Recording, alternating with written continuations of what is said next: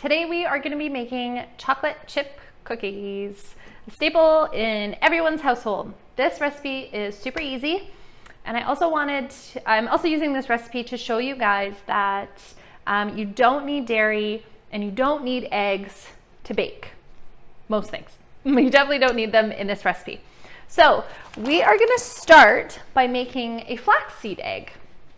So there are some chocolate chip cookie recipes out there where we don't need eggs at all, but I chose this one specifically so that I could show you guys how to make a flaxseed egg. In the end, these are actually more cost effective than real eggs and way more healthy for you. So it's a great way to sneak in a superfood into a naughty food. Your kids won't even know it's in there. So this is ground flaxseed. You want to make sure that it's ground. We're going to take 1 tablespoon. So it's essentially 3 to 1. So I've just put it into a little bowl here. 3 to 1. 3 tablespoons of water, 1 tablespoon of flaxseed.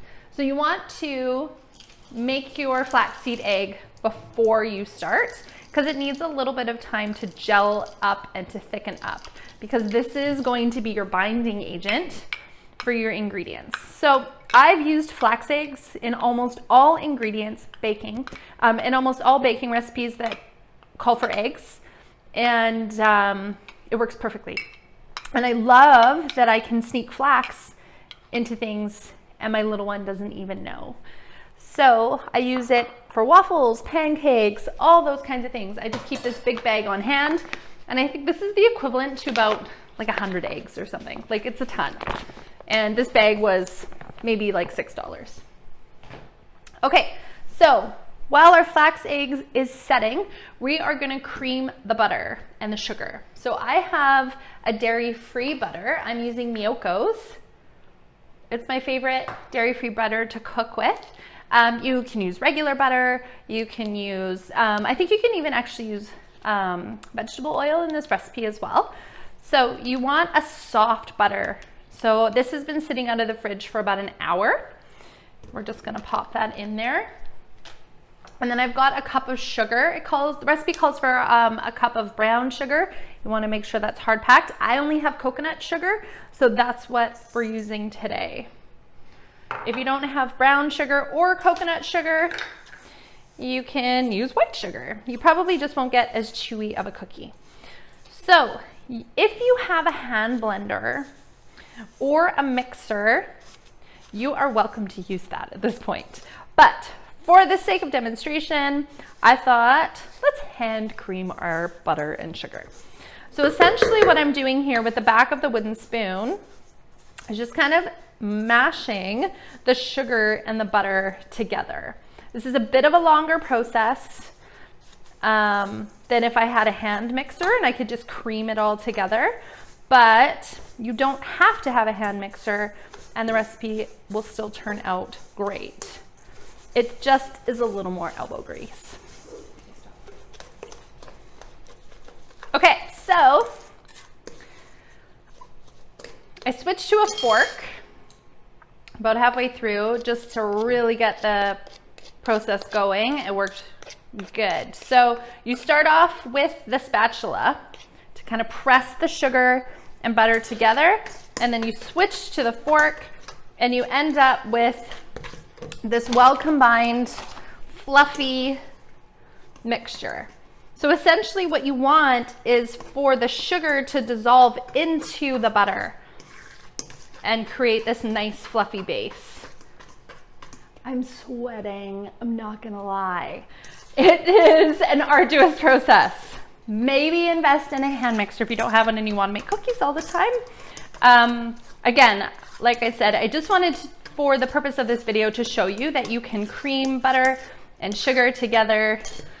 Because like, what did they do in the olden days when we didn't have electricity? So it can be done. I just did it. But I definitely am exhausted. My arms are shaking. And I want to abandon these cookies altogether right now. Okay, so into our creamed butter, we are going to add our flax egg and also vanilla, but the genius that I am, I'm all out of vanilla. So my poor cookies are not gonna have that yummy vanilla-y flavor. I don't even think anyone will notice. So we're leaving out the vanilla, but we are adding this flax egg. So we're just gonna give that a stir. Make sure that is well combined.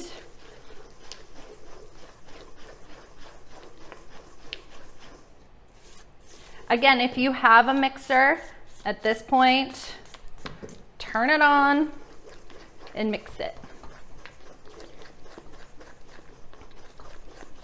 Okay, now on top of this, we're gonna go in with our flour. So we've got 1.5 cups of flour. I usually have a problem with baking because if you've watched my videos before, you know that I rarely measure things. I usually just like to kind of eyeball it. So I have learned through trial and error that my preference of eyeballing things does not work well when it comes to baking. Baking is much more scientific and precise. So I've kind of had to tailor my behavior to baking. That's probably why I don't bake a lot. I prefer to cook. So we're gonna go in with 2 teaspoons of cornstarch,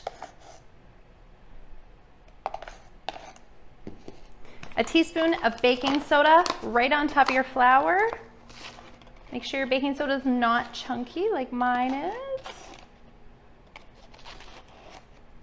Okay, and then a little bit of salt. Now, if you don't like salt in your cookies or the butter that you are using is salted, like if you're using an earth balance I find tends to be salty, or a salted cow's milk butter. So just a little bit of butter. So now we're gonna gently fold this in. We don't wanna overmix or we will activate the gluten in the flour and make the cookies hard.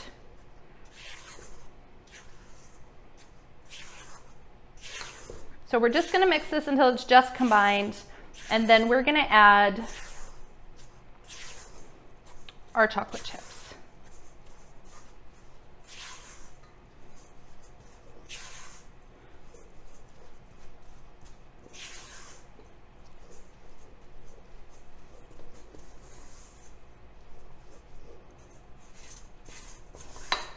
Okay, so we are almost there.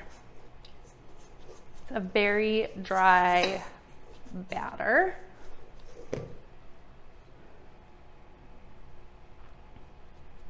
Okay, chocolate chips, 1.5 cups. This is where you can eyeball it.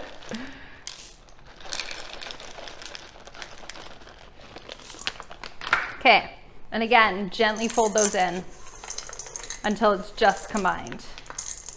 Now, I'm gonna go straight to the pan with these, but you can freeze this dough or even refrigerate it and save it for later, and cook 1 or 2 cookies at a time if that's what you're into, or you just wanna make like 1 or 2 cookies for the kids so that they don't eat, 24 cookies in a day. This batter freezes really well. You don't have to thaw it. You can just take the balls, put it right on your baking sheet, and just cook it for 1 or 2 minutes longer than you normally would.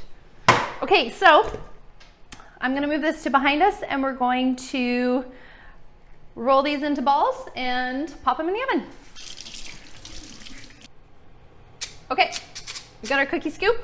I have a little half sheet here with a silicone mat on it. So I'm just gonna actually do a few cookies and then I'm gonna freeze the rest. So we wanna make balls that are about 1 inch thick, 1 inch round, 1 to 2 inches. Make sure you don't melt the cookies, so don't handle them too much. And space them well so that they don't stick together. You don't have to flatten them. You're just gonna put them on here in their nice little balls. So easy. I love that this recipe freezes well. Also, I totally sampled the batter. It's delicious. and not too sweet.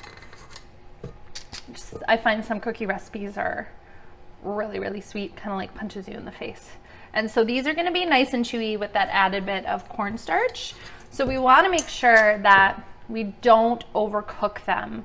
Really important for this recipe, do not overcook.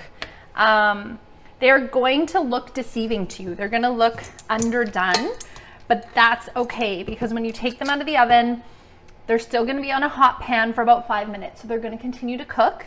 And then they also, as they are cooling down, are still cooking. So always remember that when you're baking. Well, when you're baking these cookies, not for every recipe. Okay, so I've got my cookies spaced out here, and I'm going to go in the oven for 10 minutes and do a little check.